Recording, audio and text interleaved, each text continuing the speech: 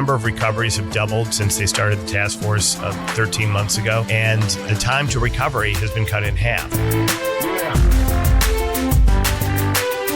Welcome, everyone, to the Driving Vision podcast brought to you by the Zeigler Auto Group. I'm your host, Sam Dark, and here with me, Auto Group Director of Talent Development, Mike Van Ryn. Welcome, Mike. Hey, thanks, Sam. Be sure to subscribe to the podcast, like it if you do, and leave a comment. Hey, everybody, and welcome to the special edition of the Driving Vision podcast. So we're excited to have with us today several guests that will be able to contribute in a unique way to a unique conversation with a big problem. So first up, head of the CATA, Dave Sloan. Dave, welcome. Thank you. And we also have Ro Khan, Director of Cook County Sheriff's Office. Ro, thanks for being with us. Thank you. By the way, Ro, you are very used to being on air, right? Before your time with the Cook County Sheriff, you were actually a household name in the Chicagoland, right? Yeah, 30 years of radio time as opposed to jail time. And then Director of Security at the Zeigler Auto Group, Carrie Ann Thomas. Thank you for being here. So a couple weeks ago, Dave, you invited a bunch of dealers and law enforcement to the CAT offices in Chicago for a purpose. Tell us a little bit about what prompted that gathering. Well, unfortunately, what prompted it was just the rampant theft vehicles from Chicago area dealerships, and it's just been out of control. And so I will steer it to your two other guests. Carrie Ann was one who asked for such a seminar to happen, and Ro was instrumental in getting the kind of attendance from law enforcement that we had. So it really turned out to be a great event, both for our dealers and I think for the law enforcement to hear the depth of the problem and the breadth of the problem. So it was a good session. And so, Carrie Ann, give us a sense of the problem in the auto dealer world. Well, I think the problem is the rampant increase of vehicle thefts at dealerships, and it's not onesies and twosies anymore. It's sophisticated rings of multi-vehicles being stolen at one time, and you don't need the keys anymore. It's the theft of the keys, and we've just seen a dramatic increase in dealerships being victimized in this manner. Yeah, and in fact, Ro, thank you for attending today, but then also at that meeting, you shared a statistic that was shocking. So the statistic you shared is you compared the Los Angeles area to the Chicagoland, a much bigger metropolitan with many more people in LA. And Chicago is having 5 times worse instances of carjackings, as an example, than the LA area. True, Ro? Yeah, actually, it's even more shocking than that. If you combine New York and Los Angeles together in 2021, they would be half of what Chicago is for 2021, or was for 2021. And we're trending up this year. We're ahead of pace from where we were at this time last year for carjackings in the city and the county. And the problem that is carjackings is also a problem for the auto dealers. So where people are being carjacked, the instances is no different in the auto dealer world. So Carrie Ann would tell you, we have had shocking instances where people have come into our lots, stolen cars, broken into the building, stolen keys, and driven off. And it's not just the Zeigler Auto Group, it's an auto dealer problem. So Dave, thank you for gathering both law enforcement and auto dealers at the CATA to discuss this. There were a lot of people there, and Dave did an amazing job kind of wrangling all those disparate factions to get together. I do want to say about that, at least in the Chicago area, there are a lot of questions about, what are we going to do? How are we going to get a hold of this? And I'm really proud of the work that the Vehicular Hijacking Task Force that's hosted by the Chicago Police Department has been doing. I mean, just amazing work. And, we can only do what we can do. If the cars get carjacked, what we look at as a success in our world right now is how fast are we getting them back and the percentage that we're getting back. And so the number of recoveries have doubled since they started the task force 13 months ago, and the time to recovery has been cut in half. So that's really the great hard work of the Chicago Police Department, our police, and the Cook County Sheriff's Police, I should say, and the FBI. And we also get some federal help as well in terms of aerial assets. So they've been amazing. And our suburban partners as well have been along for the ride. So when you think about that difference between the LA area and the Chicagoland, LA, New York, and the Chicagoland, what do you think attributes the biggest difference between those two areas and our higher instance of this type of theft? Well, we've talked about that with Los Angeles. We've sat down with them and with New York talking about the issues. We do interviews with the assistance of the FBI. We do what they call TTP interviews, in which we talk to former offenders and to create a profile essentially of what their proclivity proclivities are, what their interests are, what drives them. Is it economics? Is it, what are the, the many different issues that are there for them that drive them into it? How young are they when they start? All those kinds of things. And the results have been pretty fascinating. And what we find is that the profile in Chicago is just a little bit different. We have a lot more juveniles involved in the Chicago area than they do in Los Angeles or New York. The use of the vehicle in Chicago is primarily for furtherance of another crime. They're either going to go steal another car, they're going to go steal at a dealership. A lot of the same crews are doing, the organized crews are doing carjacking, are also doing the dealership thefts. And they use those cars for, one of three things. One, to go do a shooting or a murder or something, another crime. They use it to try to sell it. They try to revin it, retag it, do all those things that they can do. There are some pretty significant loopholes in states' laws across the nation here in terms of how you get a auto title. There's some really, really liberal states when it comes to auto titling. And it's funny because they're very conservative states politically, but, like in Texas, for example, you can apply online to become an auto dealer. And then when you become the auto dealer in Texas, then you can retitle cars or send out titles for cars. And so that is create part of that whole VIN fraud circumstance. There are people on our task force from the Illinois Secretary of State's Police who are also, by the way, incredible contributors to what we do. They watch this stuff like a hawk. It's unbelievable to see how easy it is for some of these guys to steal a car, get a VIN that matches that car, either from a car that's been, wrecked, and that's those all kinds of different titles that you can apply into once you get a VIN. And you can actually have two cars on the road that have the exact same VIN and the exact same. It's crazy how it works. And depending on the state. It's not a national database, right? Right. It's not. It's a state-by-state database. Yeah. And that's the problem. Yeah. The state has to figure it out. So then some of those vehicles are being exported from the Chicagoland, a large metropolitan area, and they're being washed or retitled in other states with more lenient laws. Right. Well, they're being kept here in Illinois. We're finding them here, but all of a sudden they have a Texas plate on them or a Nevada plate. Yeah. So what can I, as an average citizen in the Chicagoland, do to help law enforcement to deal with this as an issue? Well, I guess, what we always like to say is our best friend is a nosy neighbor. And I know Carrie Ann, she had a very, very long law enforcement career. And this is just sort of an adage, is that if you see something, say something. If you see suspicious activity on your block and you see, new cars coming and going, you see cars without plates on them, you see cars with a bunch of temporary plates on them, or you see guys switching plates out, or you just happen to know that, these are guys, these are people who are stealing cars. It's really pretty obvious when you see it. And if you're on the block and you can alert law enforcement to it, you don't have to necessarily use your name in doing it. We get these calls from time to time anonymously from people that are saying, hey, I'm seeing all this suspicious activity, and, we'll go and take a look at it. We'll send a patrol car out. They know what they're looking for. Also, I think the most important thing that we can do, and we're doing it right now, and the Cook County Sheriff, Tom Dart, has been instrumental in leading the fight here legislatively to try to put some pressure on the auto manufacturers themselves to actually take part in this fight. They haven't really to any great degree. We have a great relationship with General Motors and folks at OnStar,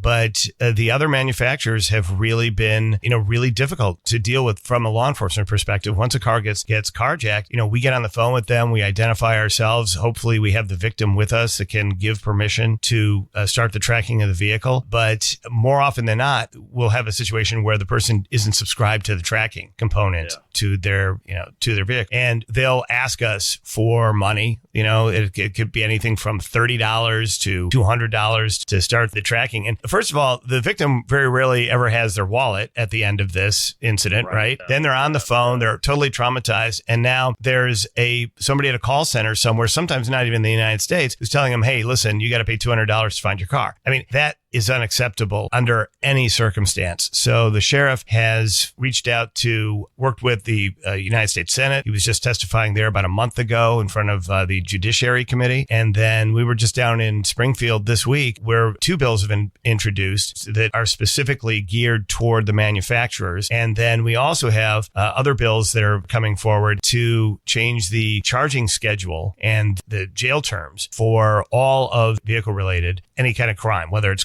criminal trespass to vehicle, possession of stolen motor vehicle, or aggravated, or just plain vehicular hijacking. So that's a huge tool, I would imagine, as that passes and you've got stronger enforcement in that area. That's got to be a big help, I would think. Yeah, I'll tell you, the manufacturer piece is interesting because, again, we were down there on Tuesday Wednesday. This week, I can't even remember what day of the week it is. We were down there on Wednesday, and when we got there, we had, I think, 5 sponsors in the House and 1 sponsor in the Senate, and now we have 7 in the Senate, and we have 40 in the House who've jumped on. So this is definitely probably not going to get enacted until next year, but it is, we're very hopeful that something will happen here. And we've been working with the Alliance of Automotive Innovation on this as well, and they have tried to be very helpful with us, but it's just not moving at a speed at which we can actually, make changes here. We need to get everybody on board. We're asking simply to start with a 24/7 hotline, because some of these manufacturers, they only operate the police lines Monday through Friday, 9 to 5. That's just not how it goes. That's not when the criminals are active. Dave, I would imagine this is something the CATA is involved in advocating for. Absolutely. We'll help push that as much as we can. So it's interesting. I watched that show 48, and the premise behind that is you're more successful in finding a homicide perpetrator, if you get that wrapped up in the first 48. What's your time goal, Ro, with auto theft? I would imagine, to your point about getting manufacturers help in locating the vehicle, there's probably a magic period where you're more likely to find the vehicle and ultimately bring it home. Yeah, unfortunately, that's 30 minutes, 45 minutes. That's why we're really pushing for this, because it is essential that we are able to get that done at that. So what's interesting, Ro, is even from our vantage point at Zeigler Auto Group, Carrie Ann, our director of security, Carrie Ann, you'll call our own manufacturers, and how long will you sometimes spend on the phone trying to get access to location? Hours and hours, and even days later, I'm still trying to get access to that information. And just like Ro emphasized, it is such a strong hurdle, and it's different for every manufacturer. And then, you have to have access at 3 a.m. to the stolen vehicle's paperwork in a dealership. Where's that title? Can you scan it to them? It's just, and by then, it decreases whether or not we're going to recover that vehicle in the shape we need to recover it. So, Ro, you presented to the group of auto dealers and law enforcement a solution that I thought was very creative, that kind of bridges the passing of this legislation to make location easier with the manufacturers. And it's a sticker that a consumer at point of purchase would grant permission to police to track. Tell us a little bit about that and the success you've had with that thus far. We launched this in December. We put up on the Cook County Sheriff's website an affidavit, and this is really only for Cook County residents at the moment, but we encourage other sheriff's departments around the country to do this as well. It's an affidavit that is very simple. It just says, in the event that your vehicle has been illegally taken, I give consent to responding law enforcement to work with the manufacturer to track the vehicle. And then it has all the particulars of the car. And then they send that back to us. And then we have that on file, and we can search for that by VIN number if a car does get stolen. And then we can, we will know the plate will match a VIN on a stolen plate, stolen vehicle. Then we're able to track that. We have that information within minutes. So we know as soon as in a vehicular hijacking case that I can speak to directly. I mean, the dealership steals and straight steals and things like that, it's a little bit different. But on a vehicular hijacking case, manufacturers are pretty, because it's a violent act and there's a public safety and preservation of life issue. That's a more compelling legal argument to have the manufacturers deal with us. So this just allows us it's a little faster, because if we don't have access to the owner of the car, you could have a situation where the kids are in the car and they get carjacked, or a spouse is in the car and they get carjacked, and we can't get a hold of the registered owner of the vehicle. And that's what the manufacturer needs. So this affidavit is very helpful. And then in exchange, we have these stickers that you can put on the back or front of the windshield or the back window on the driver's side, so that says this vehicle is being tracked, and it's got the Cook County Sheriff's logo on it. And to the potential offender, hey, now I know that this is somebody who's actually taking an affirmative step to try to find this car. And we're hoping that dissuades some behavior. It's too early to tell if it will or it won't. And in a lot of cases, these guys are pretty brazen. So I'm not, Very brazen. So, Ro, my question is, with that sticker on my car, does that get me out of a ticket in Cook County? Does that help with speeding tickets at all? I get that question a lot, Sam. And the answer is a definitive no. Oh, no. Well, what's the biggest concern that an average consumer might have about that affidavit? I think you made a great point at the meeting about that. Yeah. I mean, people are very concerned that they're being, that they will be tracking them at all times. And that is absolutely not true. It says it right there in the affidavit. The only way that we can track this is through the manufacturer. manufacturer, and it is with the manufacturer's assistance and only because the vehicle has been taken from you. We're not tracking you in the vehicle, we're tracking the carjacker in the vehicle. Yeah. So I think that's a great thing. That's something we're going to work with our auto dealerships at the Zeigler Auto Group to implement into our processes and make available to our customers, those residents of county. There's a lot of auto dealers, Ro, listening to this podcast. What could they do to help with this legislation with the manufacturers?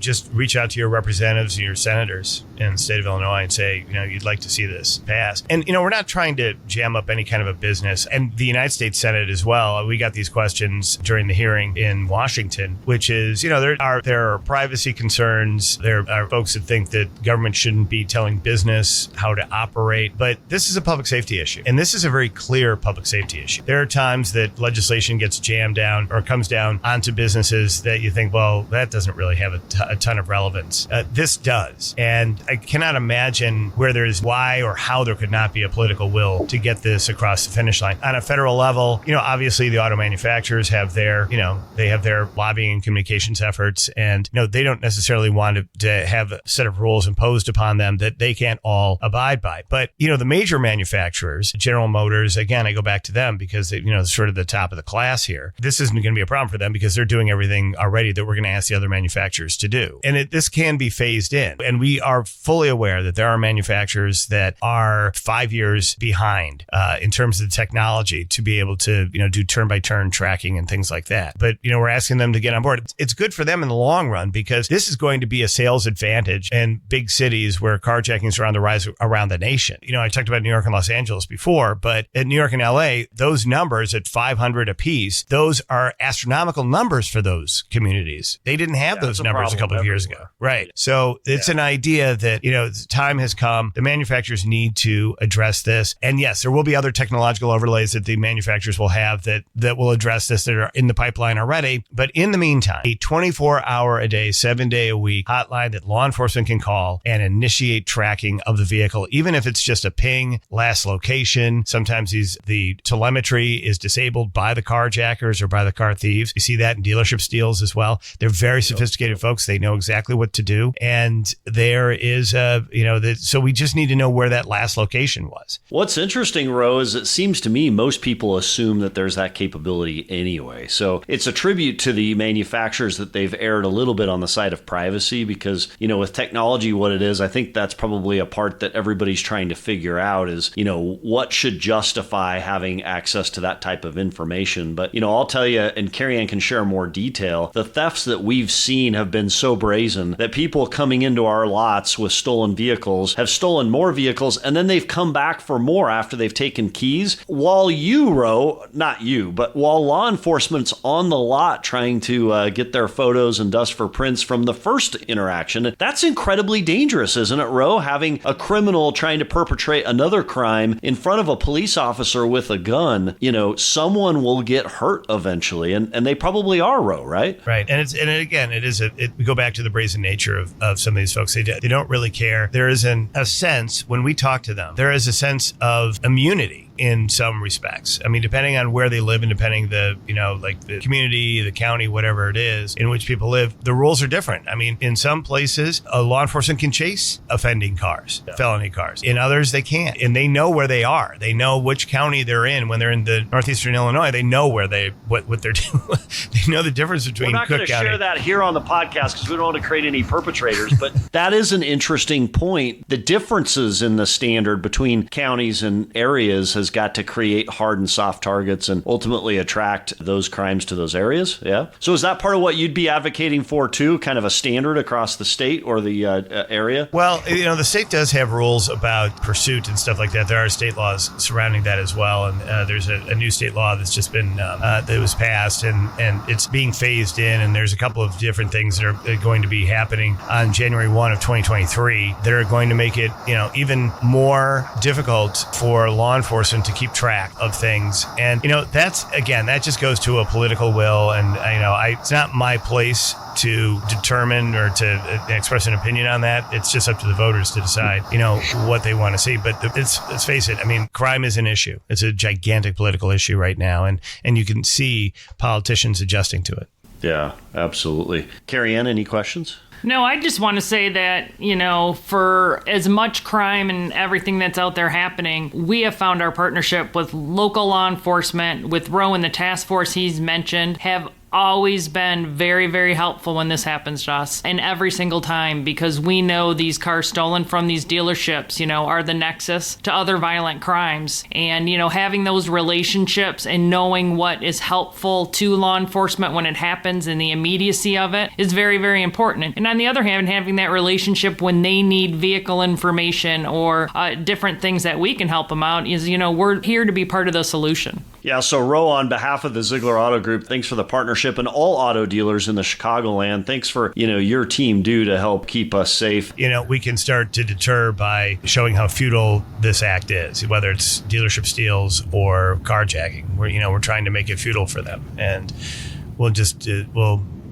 we need all the help we can get and as much public support as we can muster. So it's interesting, in that meeting, a dealer turned to me and said, Sam, don't you think it's fascinating that the week or a few days prior to our meeting, there had actually been an attempted theft or a theft at a dealership where shots had been fired, as I understand it. And the dealer said, isn't it fascinating that it didn't make the news? Like, it was in the newspaper, but it wasn't on the video news that night. It's become commonplace enough, Ro. Do you see that there's a little bit of, a blind eye being turned to this type of crime just because it's becoming more frequent? And then does that create a problem for you in the awareness realm? We're having on the issue of vehicular hijacking, that's eating a lot of the oxygen in the room. So that seems to be in the news more. We're also trying to, in all honesty, we'd like to keep it front and center in the political sphere. We want to keep it front and center in the, in the public discourse, because until there is a moment where people go, man, this really is a problem. This really does need to be addressed. And without solutions, you can't really have that conversation. So that's why the sheriff is offering these solutions. That's why we are coming up with a manufacturer piece and some of the other, and this public safety awareness campaign as well. And we want people to see this and understand it. And quite honestly, we're getting a lot of attention, and there's going to be a ton of attention, television attention. The May sweeps period is coming up here, and there's been a lot of interest. Those are stories that are made. Sometimes they're shot and compiled because they're very complicated stories that they like to do multi-part stories. They tend to do those weeks out. We're already getting interest from a number of different media outlets to do that for television, radio interviews. Sheriff does a couple of them a day right now talking about this, and press conferences. We're doing everything we can to draw attention to the problem of car theft in general and vehicular hijacking, carjacking specific. And the more people understand, this is a crime that, as you guys know, it changes economic behavior. It changes the decision that people have to what kind of car they want, whether they're going to get in the car, where they're going to go when they get in the car. If you live in the suburbs, are you going to come into the city? The city is still, downtown is still relatively safe, but but there's a perception that it's crazy. It's Armageddon. And we need to fix that. And the only way we can fix that is to be honest to what the problem really is, and then ask the citizens and the political class to help law enforcement get a handle on it. Well, Ro Khan, Director of Cook County Sheriff's Office, we absolutely appreciate you being with us today and sharing your experience and what Cook County is doing to help us address this issue that so impacts auto dealers. Dave Sloan, CATA, thank you for being here as well. Carrie Ann Thomas, Director of Security, Zeigler Auto Group. We appreciate the collaboration between all of you that resulted in the meeting at CAT a couple of weeks ago. And Ro, anything else we can do to help with this legislation with auto manufacturers and the problem overall, please let us know. But thanks for making time for us today.